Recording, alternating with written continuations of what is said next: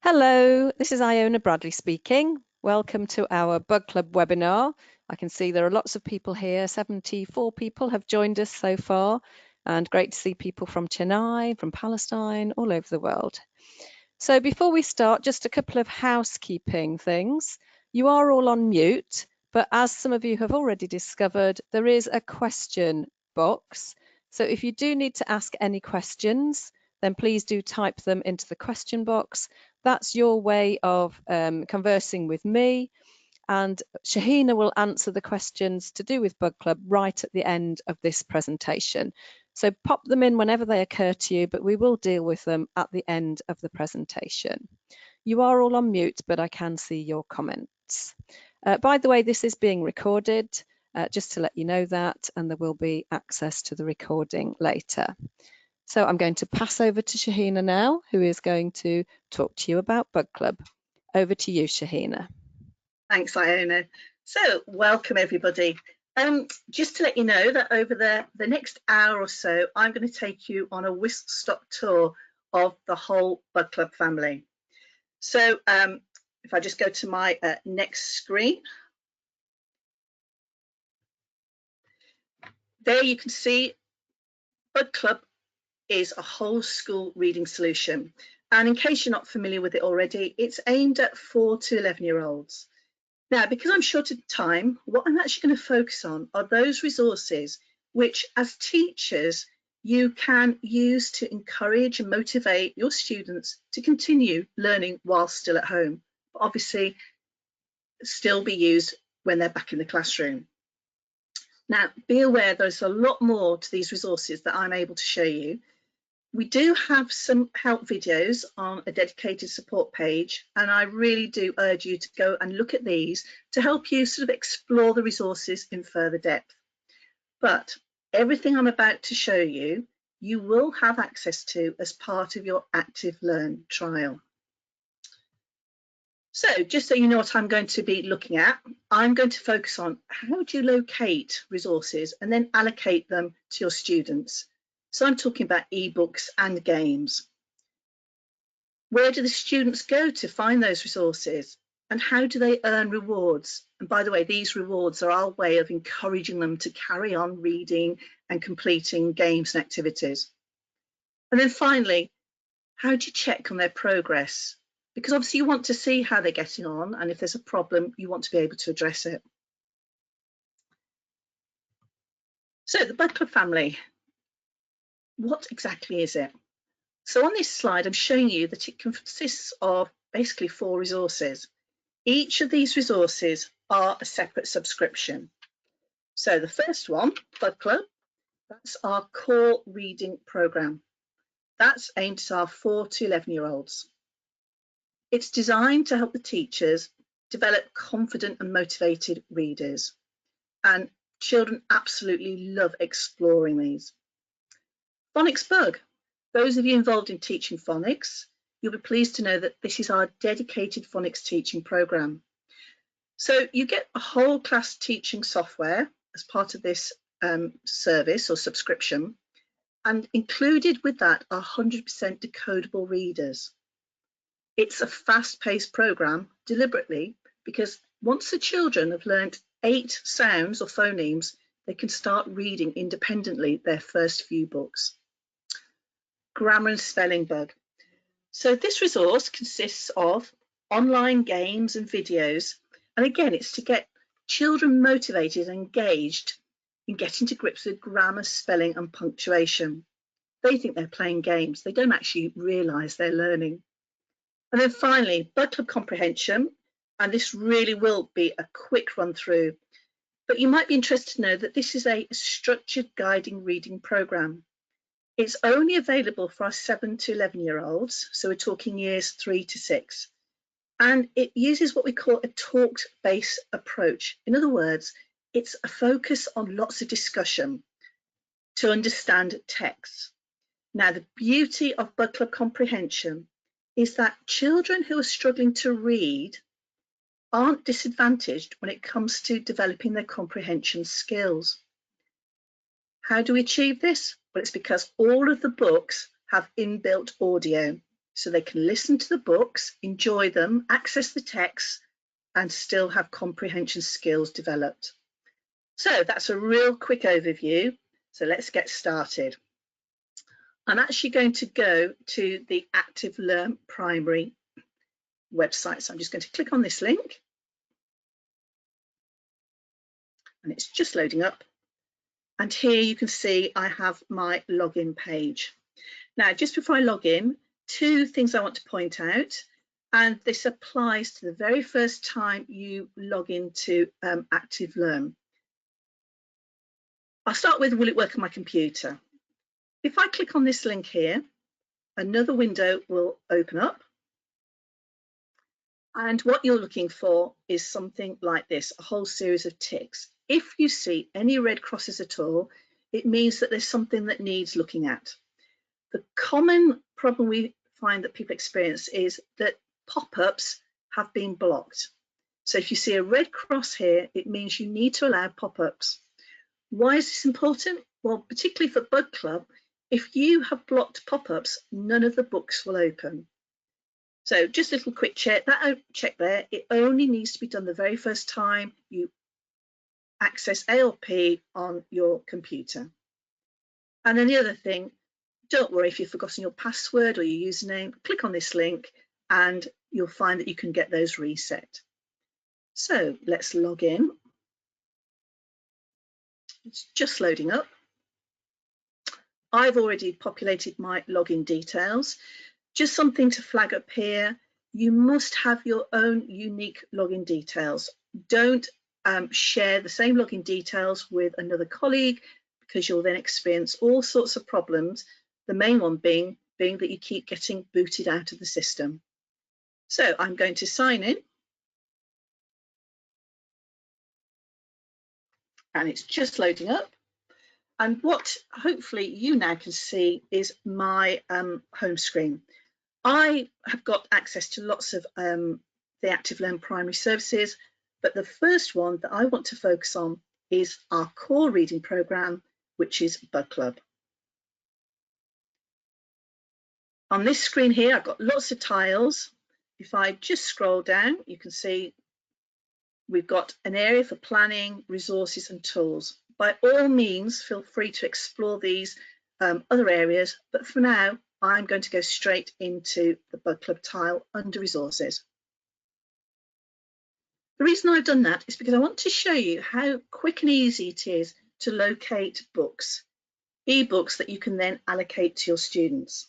So the first thing that I'm going to do is I'm going to put a tick by Bug Club under the series filter. Now these filters on the left hand side is the way that you actually search for any resource within Active Learn Primary, not just Bug Club. So I specifically want Bug Club books. It's telling me, this little number in the bracket, that currently there are 324 resources to choose from. If you're familiar with the UK education system, you might want to further refine your search by looking through for books according to book bands, reading recovery level, phonic phase. However, I'm going to choose a year because I'd like to find a book for one of my year one students maybe. So I'm going to put a tick in year one. Currently it's telling me there's 78. I can further filter down by term, and I'm just going to move my toolbar so I can see what I'm doing. I'm going to scroll down. There you are. So I could filter according to term, genre and type. I think I will just look for books at the moment. And now what you can see are all the books being displayed in this area, central area, are books which are age appropriate for a student in year one. So we're talking sort of 5 to 7 year olds.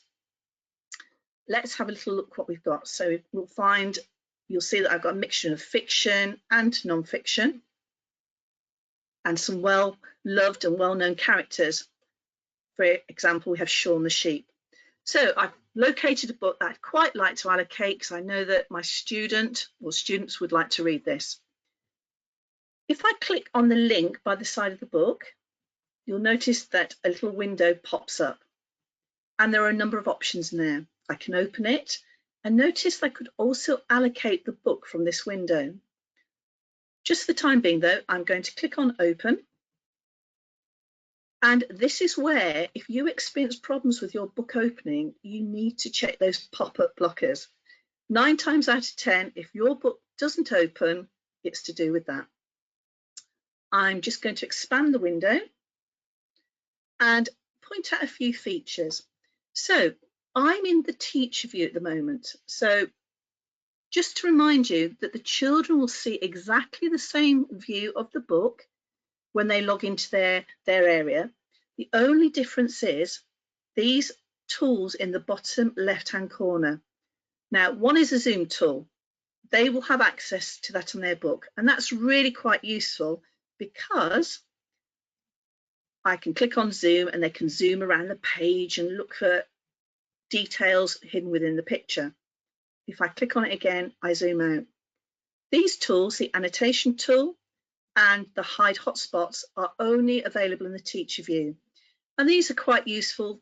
For example, if you wanted to project the book up onto a big screen and you wanted to use the annotation tool when the children are obviously back in the classroom to annotate parts of the text, or if you want to hide some of the quizzes. So where are the quizzes? Every time you see a hotspot, so it's a yellow circle with a little bug head in the center, that means that there's an embedded quiz. And these quizzes test the children's comprehension. So let's go and have a look. If I just click on that hotspot, it will open up. And because I've chosen a book for one of our younger children, you'll see that there's a question, and we don't have to worry about their reading ability because the questions will be read to them. So I'm just going to click on this. What comes out of each egg? Click on one word. So they would listen to the question and then they would choose the correct answer. So I'm going to go for chick. They click on done. Let's go back to the book. I click on OK, and then I'm prompted to return back to the book. Now, just to point out that the students get 3 attempts on every quiz that they find in the book. And if after 3 attempts they still haven't got the correct answer, then the book provides the answer for them. As a teacher, I will have information fed back through to me. I'll be able to see how they've got on with all of these quizzes, how many attempts they had, and even whether or not they've enjoyed the book. And I'll show you where all that data feeds to at the end of this section here. So let's go back to the book. You can see that the bug has closed his eyes. That's a really useful feature because if the student doesn't want to read the book all in one go and wants to come back to it at a later stage, when they open up the book, they can clearly see that, I've done that quiz. They might move on. This might be a prompt that, I finished on a quiz, so I start reading from here. Here we are. Here's a quiz that I haven't completed. Just going back down to the bottom left-hand side, if I was using this book in the classroom and I was projecting the book up on the screen or having a guided reading session, I might want to hide the quizzes first time round so the children aren't distracted. So by clicking here where it says hide hotspots, notice it disappears. Click again and it appears. The children, however, when they open their books, will always see the quizzes. Okay, I'm going to close this book.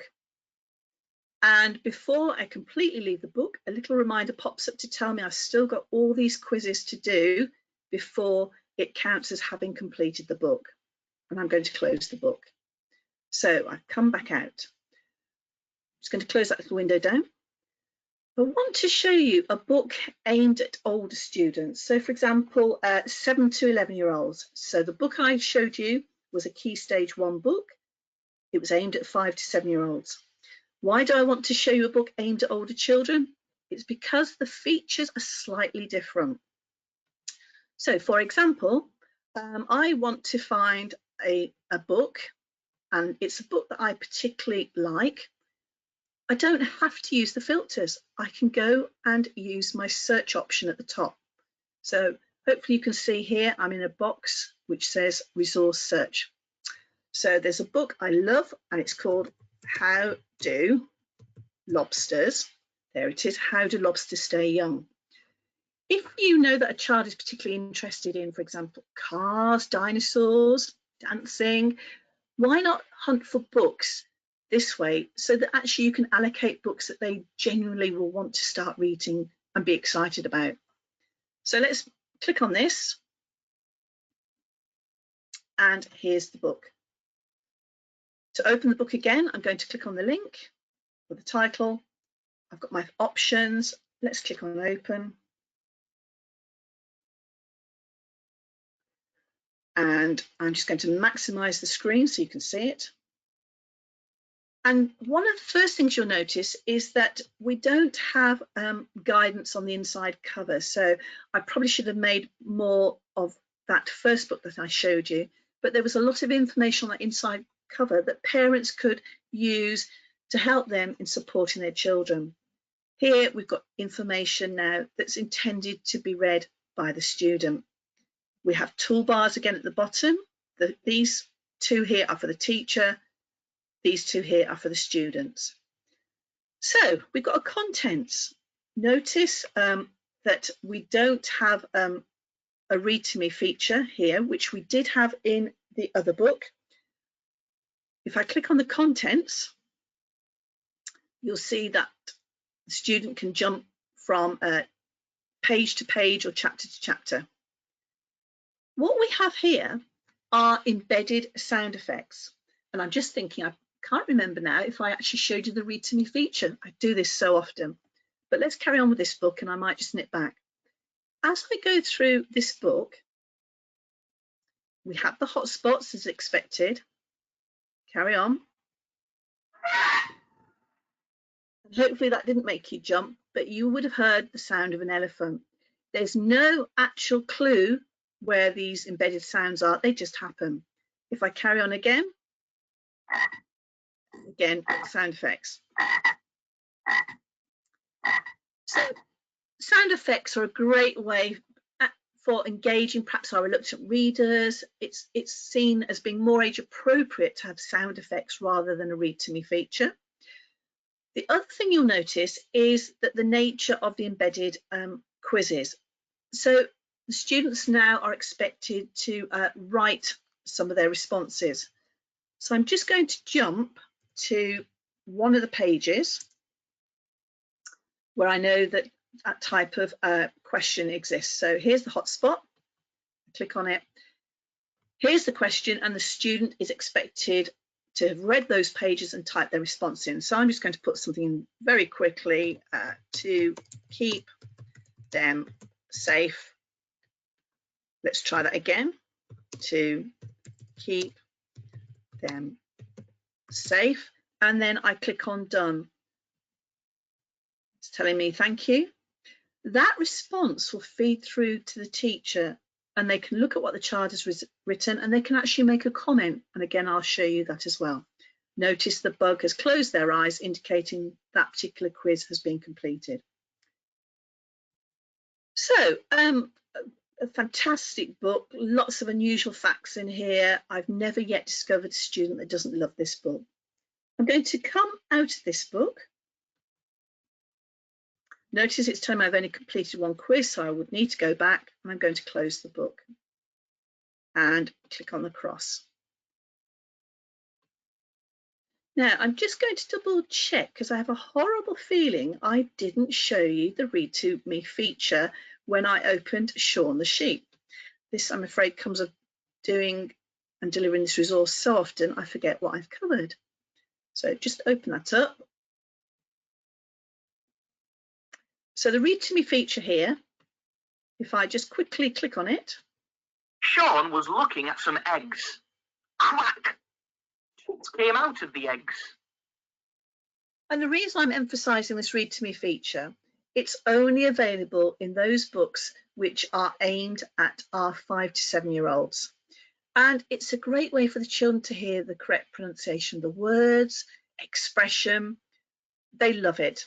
When you allocate the books, we recommend that you always include the read to me feature, although there is an option to turn it off.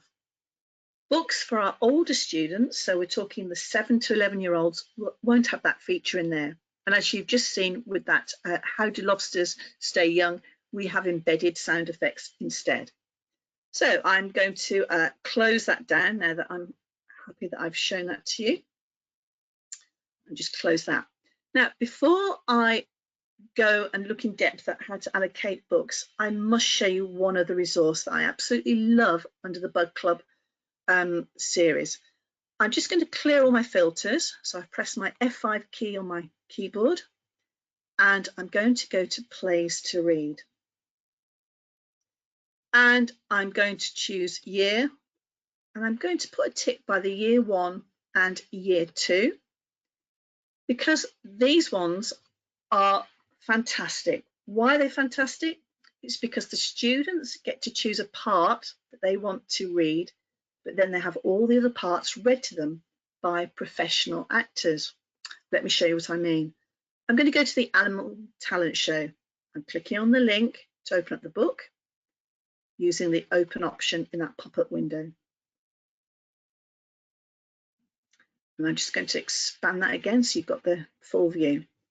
So on the inside cover, really useful guidance that the parent or carer at home can read and help them to support their child. So have a little look at that. Here's that Read to Me feature, remember, because it's 5 to 7-year-olds, we want to support them. And I'm going to click Next. For all our plays to read for years 1 and 2, a little window will pop up telling them, choose a character. If they can't read the instructions, they can have them read to them by clicking here.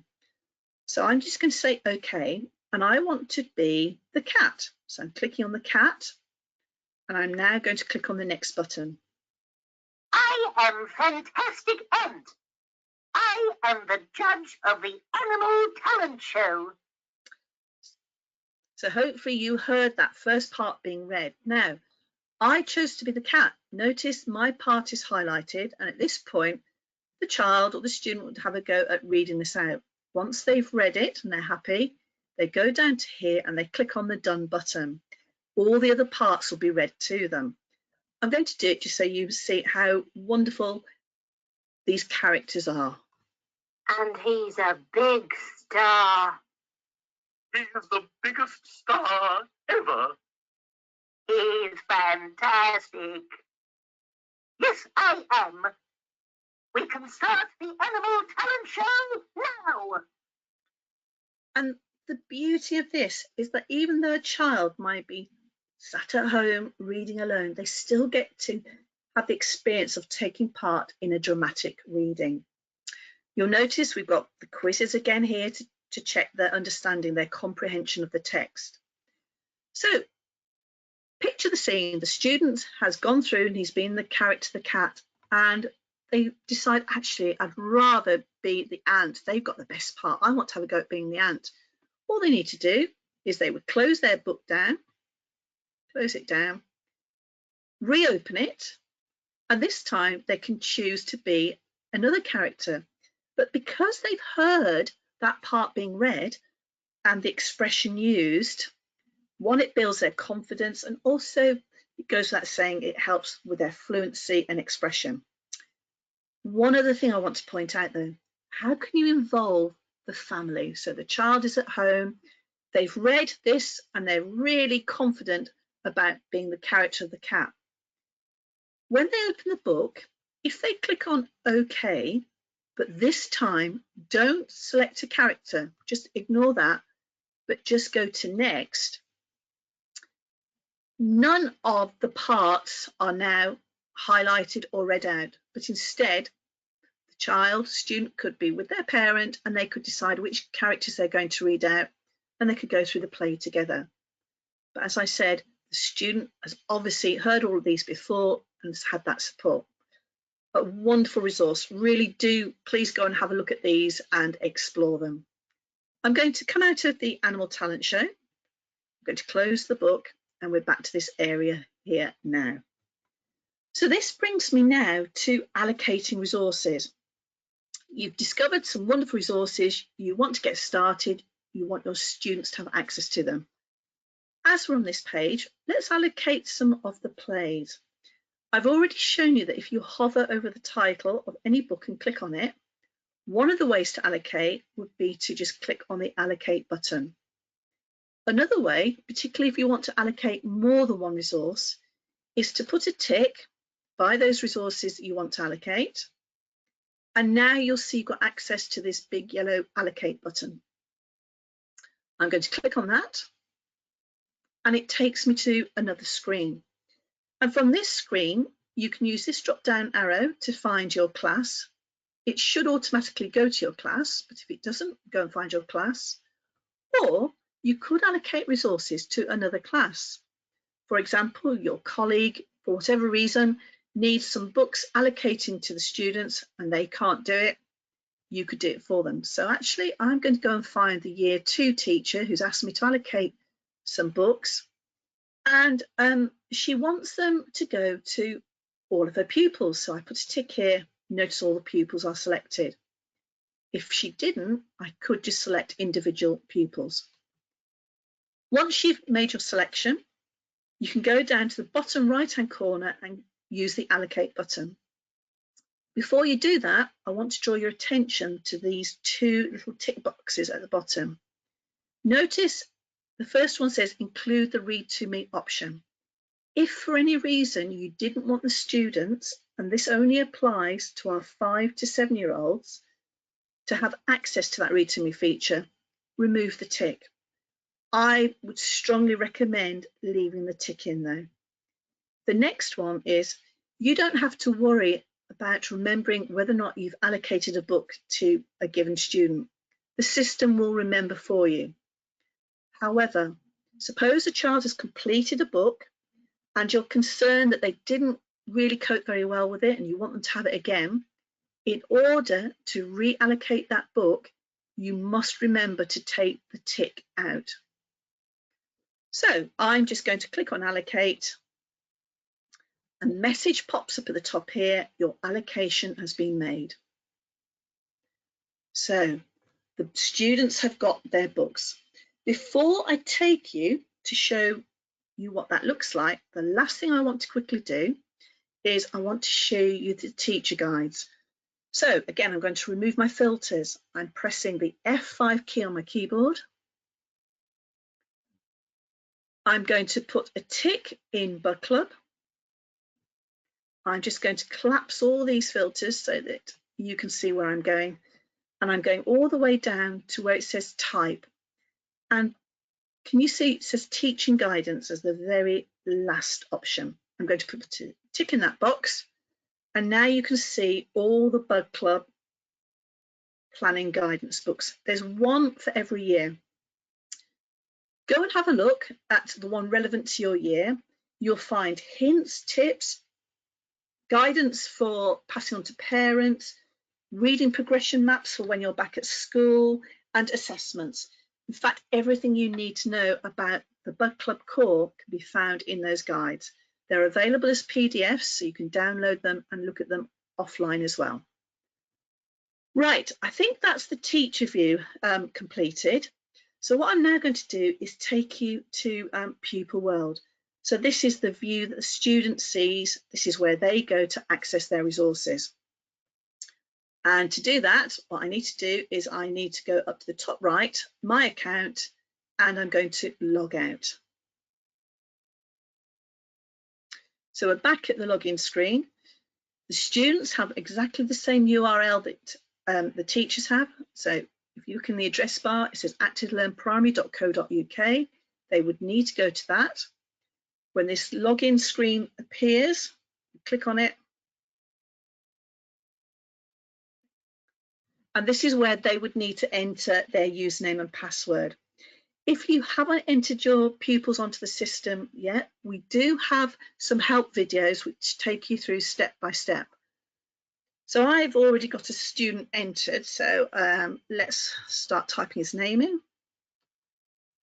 I've filled in username and password, and now I'm going to sign in.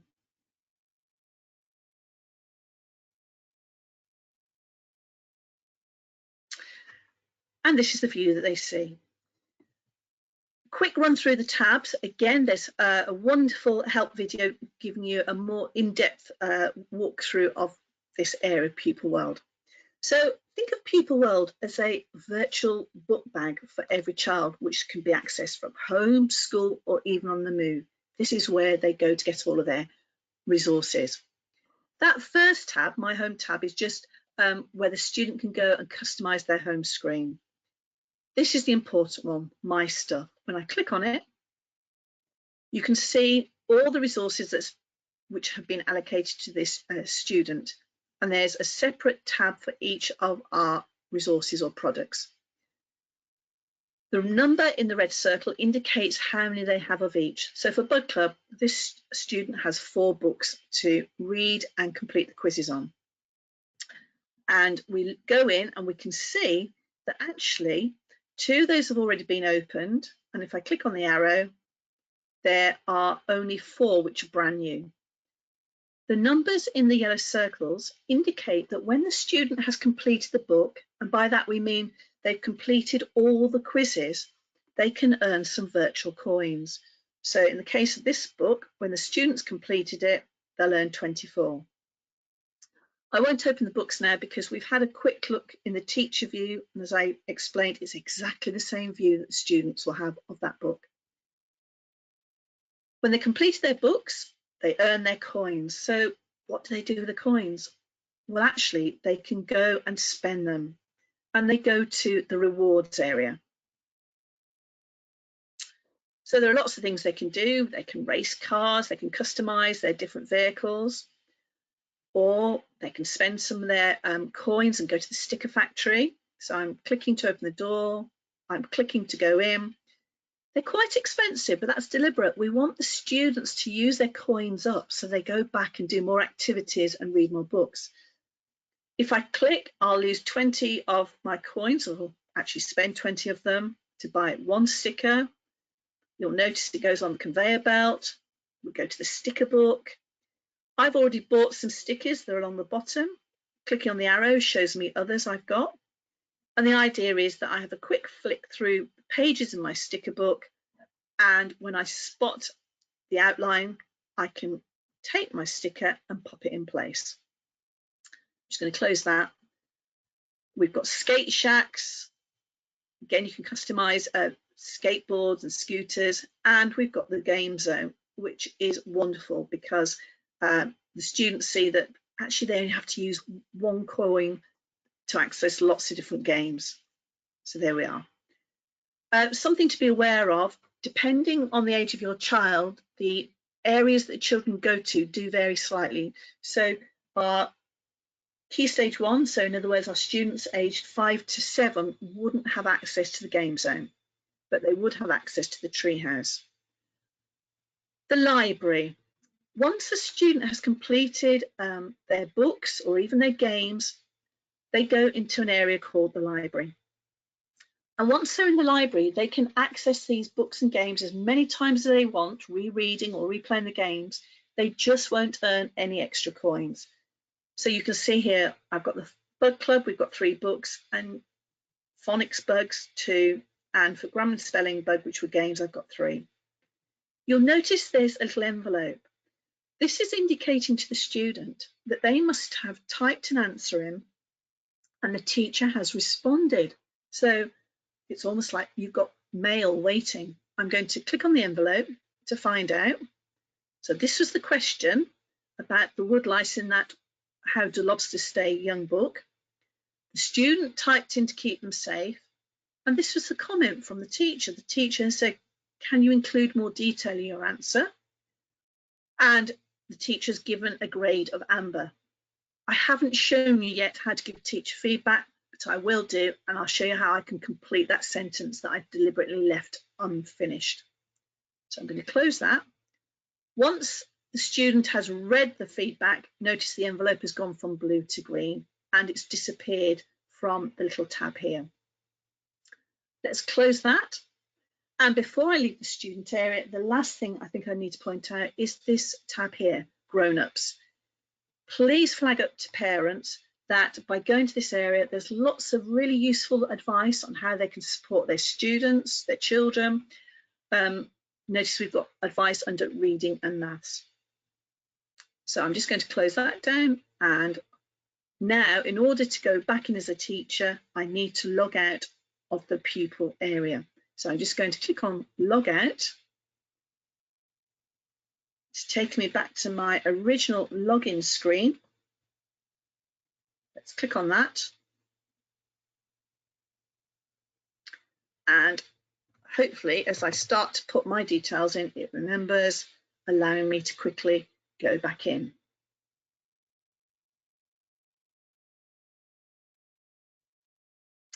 So, quick recap, all I've shown you so far is the Bug Club Core, which is whole school reading program, how to find books, allocate, where to go as a student to find those books.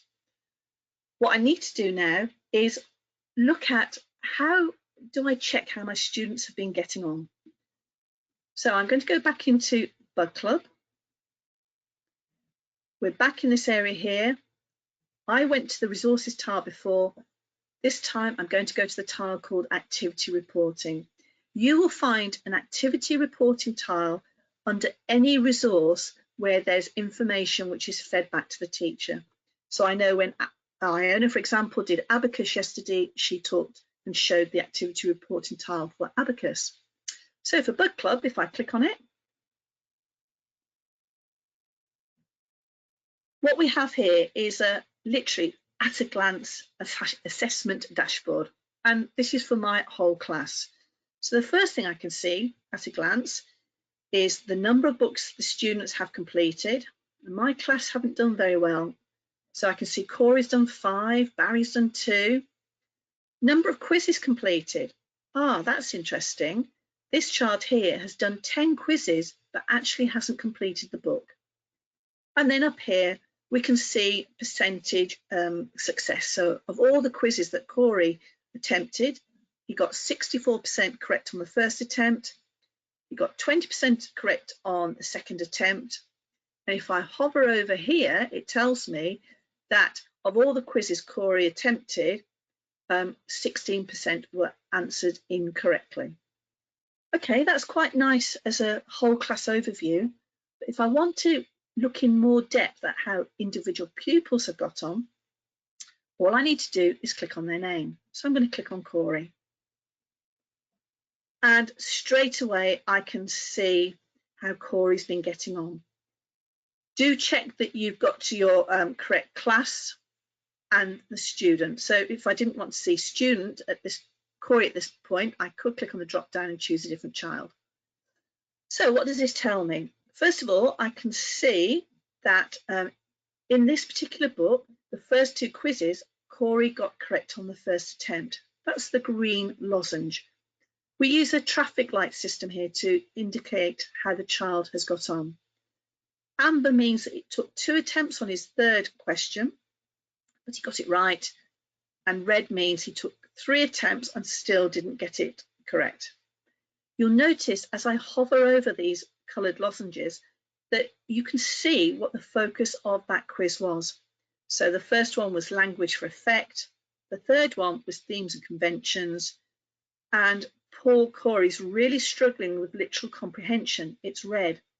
And when I look down here, he got literal comprehension wrong again and again. So at a quick glance, I can see I need to perhaps find some more books or provide more opportunities for Corey, who's at home, to practice literal comprehension. If any of these lozenges have a line underneath them, so here you can see there's a line, and I've got one here and here, this tells me the student has typed in an answer and I need to respond. So I click on it.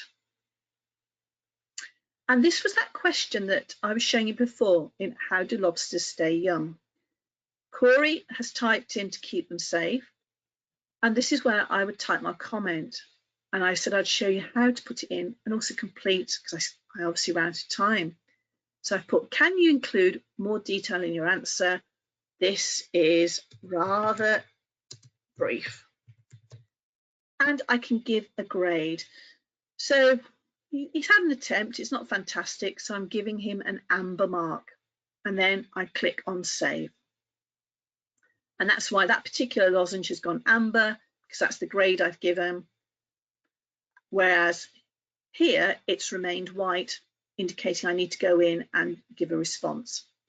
These little smiley faces are quite useful because at a glance again I can see that Corey's quite enjoyed these books.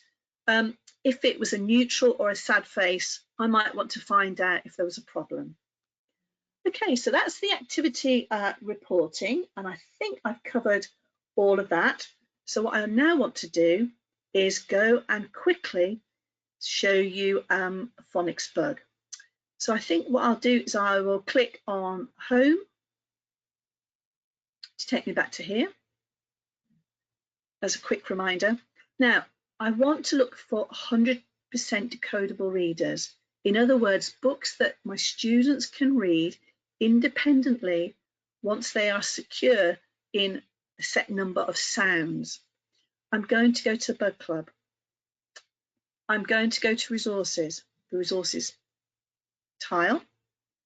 Whereas before I put a tick by Bug Club, this time I'm going to put a tick by Phonics Bug. It's telling me there are 106 books. I want to look according to phonic phase, so I'm going to put a tick in there. And actually, I could choose again, further filter and choose a specific phonic phase this way, but I know I want to go and find some books which focus on and give practice in a set number of sounds or phonemes.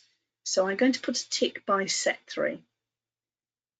So what this tells me is that once a student knows all of these sounds, including those from set 1 and 2, and we've covered and they are secure in all the grapheme phoneme correspondences, in other words, the sounds and the letters shown here, any of the books now showing, which are 6, a student should be able to read independently.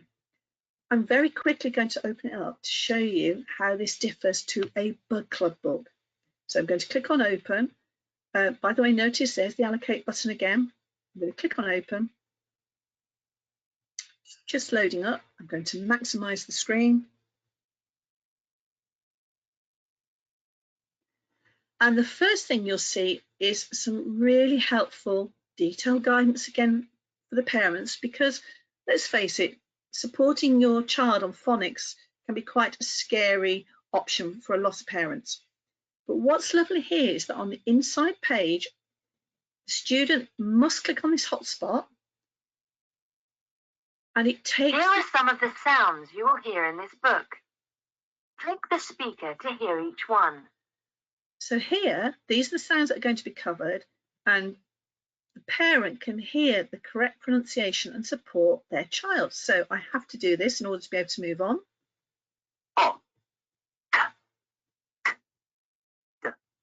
Once I've done those and I've practiced saying at the same time, I click on done.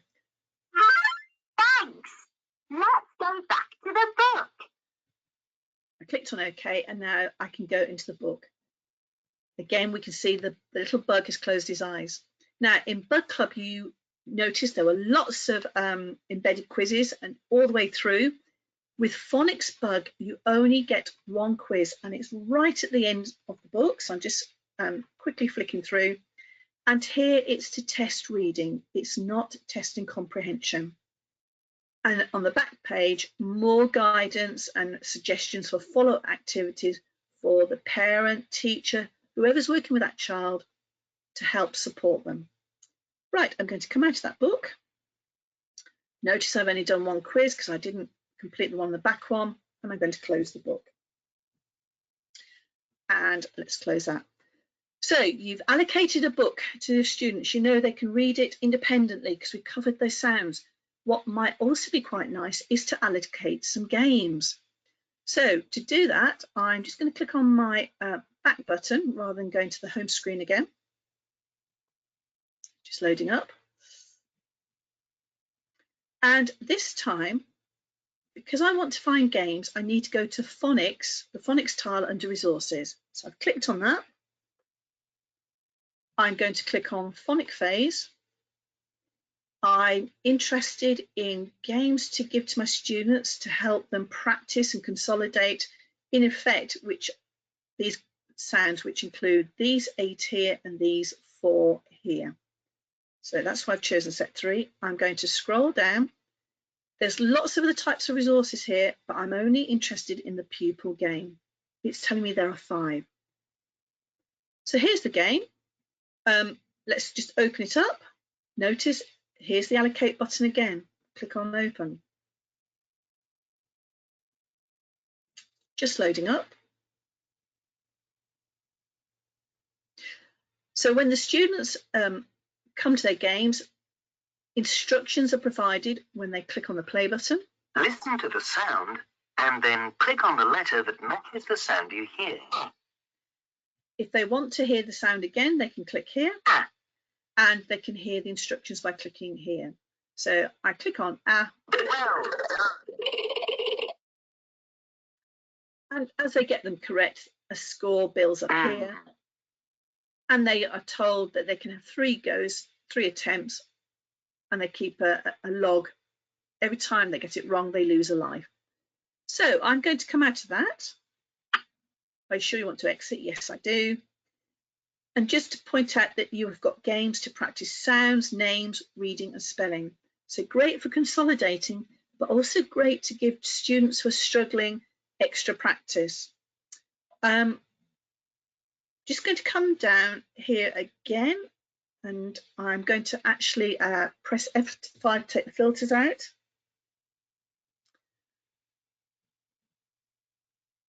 And I'm just going to collapse that. And I think what I'll do now is we will go and let's go back to the home screen. We're just looking at the time. I'm going to go to Grammar and Spelling Bug. What I would want to flag up again is for Phonics Bug, just as there was a teacher guide for Bug Club, there is a Phonics Bug teacher guide as well. Please have a look at it. You'll find all the guidance you need on how to use it, as well as all the assessment sheets. So if you need to check where your students are in terms of their phonics skills and knowledge, then you might want to do some of those assessments when they come back into the class. So Grammar and Spelling Bug, let's go to that. Here's the tile here. And I'm going to go to resources. So I could be in the position where there is a specific resource that I want to give the students practice in. For example, I'm a Year 5 teacher and I want the students to have practice in using commas. So let's put a tick in the Year 5.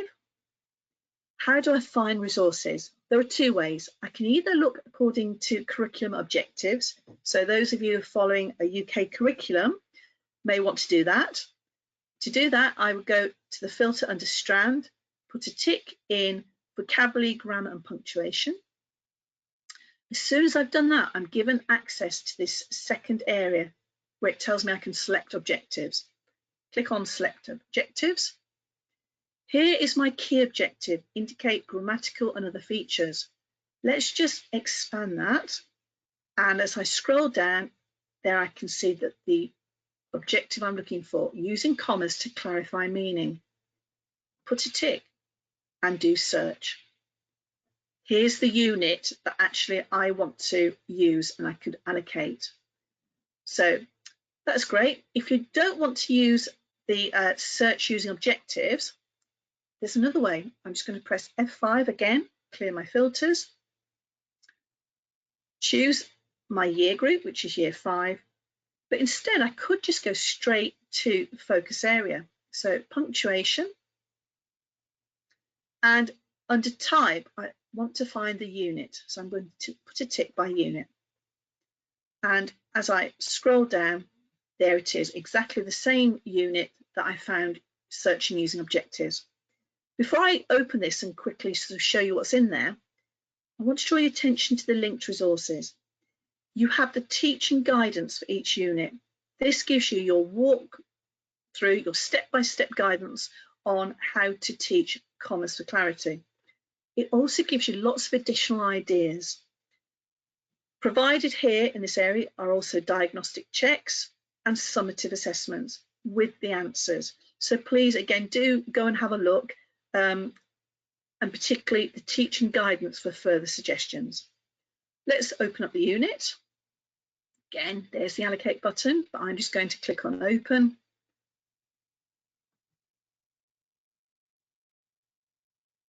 Just letting that load up. So for every unit, and what you do is you allocate a whole unit to a student. For every unit, the format and structure is the same. You have this little character called the Bug Club Hopper, and instructions are here. Click on more to see what else is available. Fine, I've read my instructions. Then what they would do is watch the video. So I'm just going to play a part of it.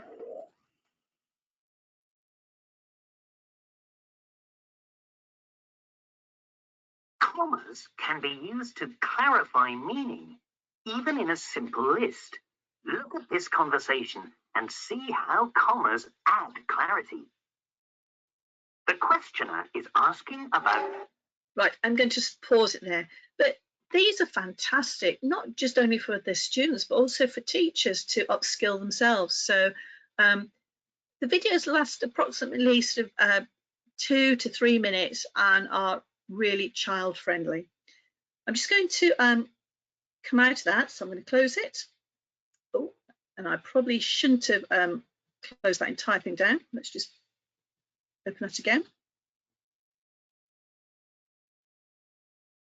So they've watched the video, they're happy, they've got the information. The next thing they would do is work through a series of games, and these get progressively harder. So there's like a little character coming on screen. The student is given instructions. There is further information under the eye icon for information, which they would need to read. We've got instructions about the actual game itself, so we would read that. So it's asking me to put the comma in the right place. So I click on the cross and then I click on start. So here we have our sentence, and it's asking me to put a comma in. So I'm going to put it there and click on done. Again, the student gets a number of attempts and then is given the answer. The beauty of the grammar and spelling book games is that we want them to do these games as many times as possible. There is no data that feeds through from this, but the students can do the games as many times as they want because the games are randomized. They're not going to keep seeing the same questions again and again. Right, I'm going to go back to this screen. Here you can see I've only got 1 point. You can get up to a maximum of 5, and we'd encourage the students to aim for that. The very last game in any unit, and I won't open it up, involves the students in a mini write. This is to ensure that they apply what they've learned.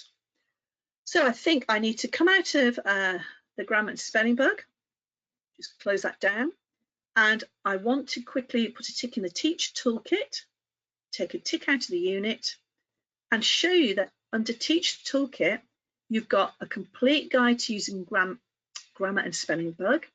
So please, again, it's a PDF, have a look at that. And if I carry on scrolling down, we've got the Getting Started guide. So both guides will really help you to get up and running with that resource. Okay, I now have literally a couple of minutes to take you to the final resource I want to show you, which is Bug Club Comp. I'm going back to my home screen, and let's go and find Bug Club Comp, which is there. Let's click on the tile.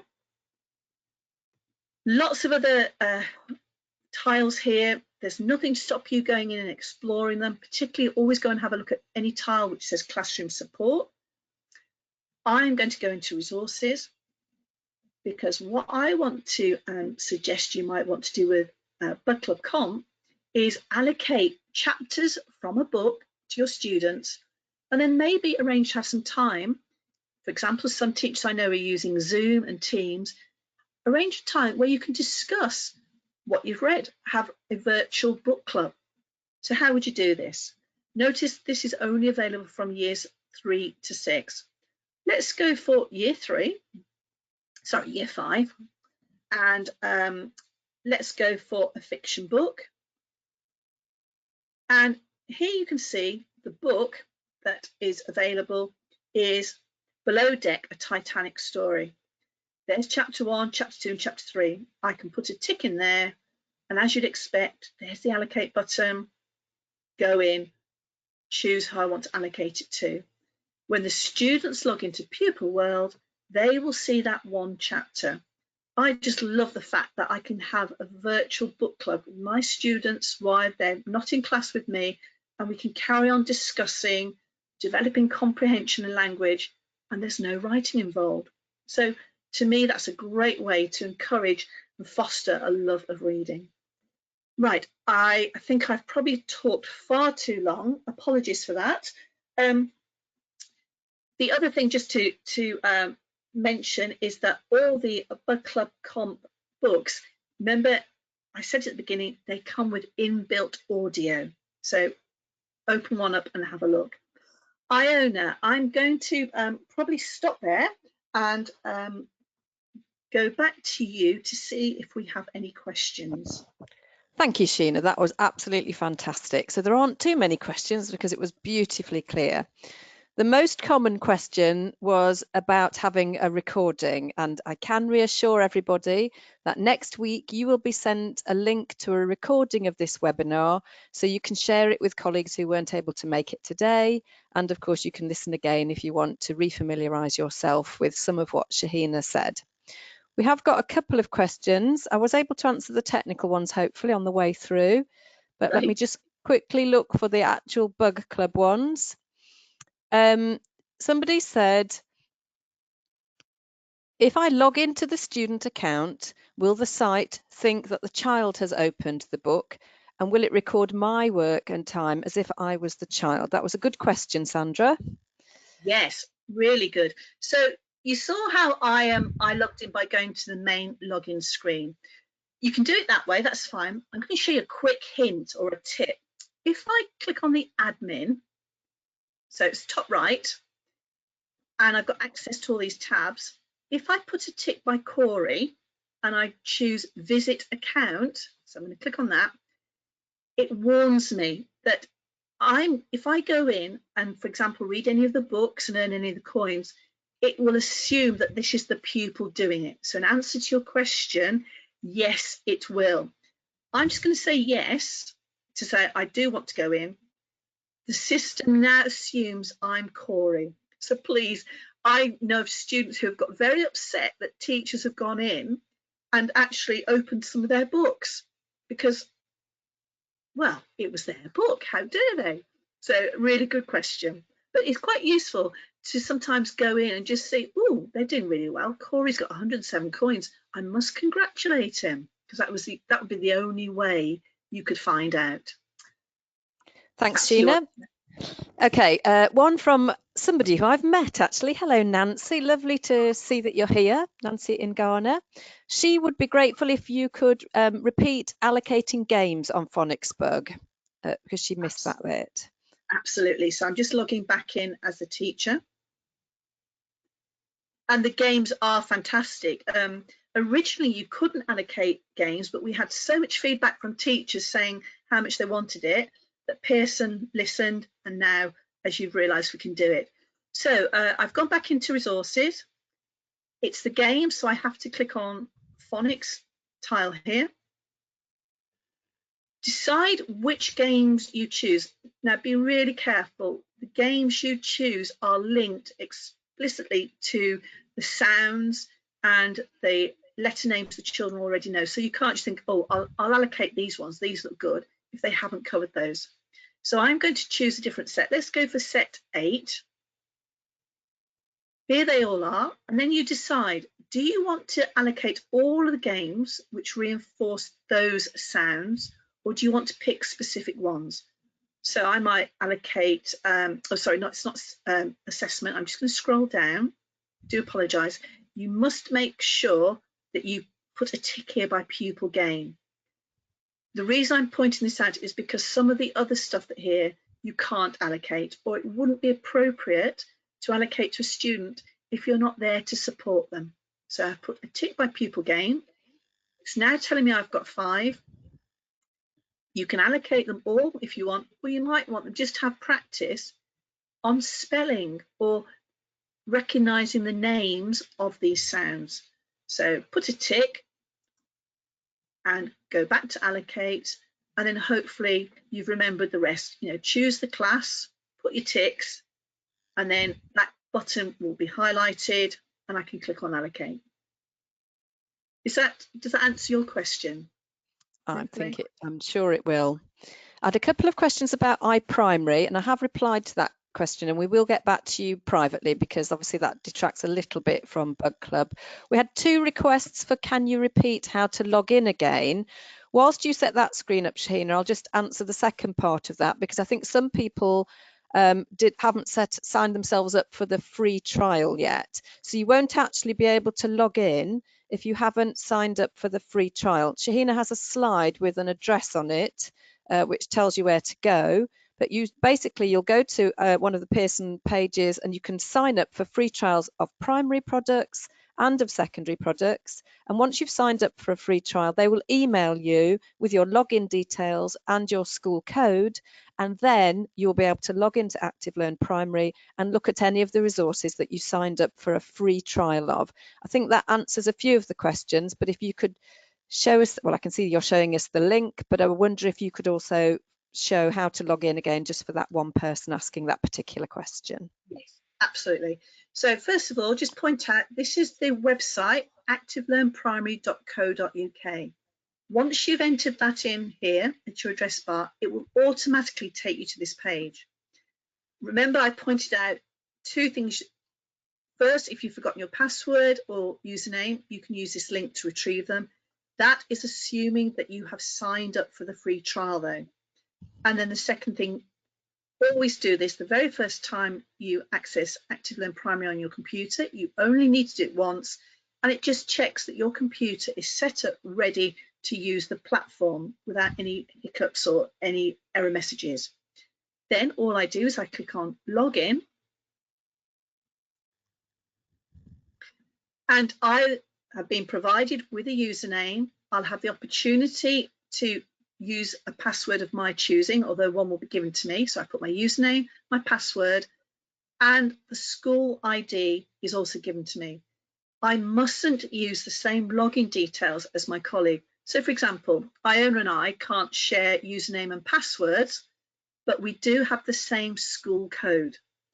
And the same applies to the students. They have the same login screen and they must have their own unique username and password, which you can actually decide on and choose for each student. I'm not sure if there's anything else you need me to show you in terms of logging in. I think that was it. Thank you, Sheena. There's one more question, just some are just coming through now. Do the percentages show the pupil score even after they've read the book? Let me just find that one again. After several attempts, do the percentages show the pupil score even after several attempts? That one was from Rose. So I'm assuming that Rose is just referring to the Bug Club core books reading. Yes. I'm not sure. I've just read what I have here, so I haven't got any more details on that question. Okay. So yes.